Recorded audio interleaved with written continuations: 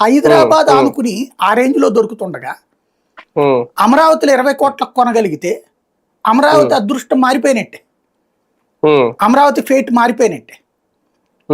ఒక ఆస్పెక్ట్ లో వీళ్ళు ఇప్పుడు చూపెడుతున్నటువంటి దాని రూట్ లో పెరగచ్చేమో, ఎందుకంటే ఈ టవర్స్ మళ్ళీ ఆ గ్రాఫిక్లు తెర మీదకి వచ్చినాయి కదా, అది ఈ దఫా ఆచరణలోకి రాబోతుంది అన్నటువంటి ఒక నమ్మకం కూడా కల్పిస్తున్నారు కదా. కాబట్టి ఏమన్నా జరగచ్చేమో.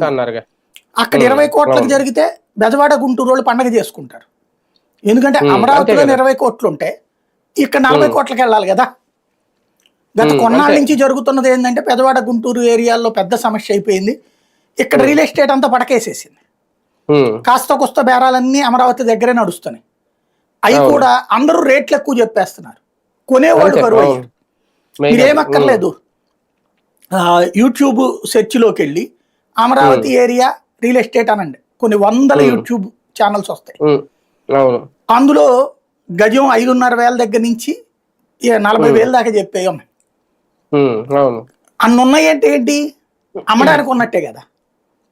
ఎన్నో ఫ్లాట్స్ ఉన్నాయి రెడీగా కన్స్ట్రక్షన్ అయిపోయినాయి ఉన్నాయి. ఇప్పుడు ఆ రింగ్ రోడ్ అంతా చూస్తే ఆ శిల్పరామ ఏ ప్రాంతం అంతా ఇప్పుడు అవన్నీ కోట్లు పలుకుతాయేమో నాకు తెలిసి. మరి అపార్ట్మెంట్ లో ఫ్లాట్ ముందు అసలు ఒక సింపుల్ లాజిక్ అండి వీళ్ళు చేయాల్సింది. ఇప్పుడు ఆ కృష్ణవేణి మోటల్ దగ్గర రోడ్డు ఇంతవరకే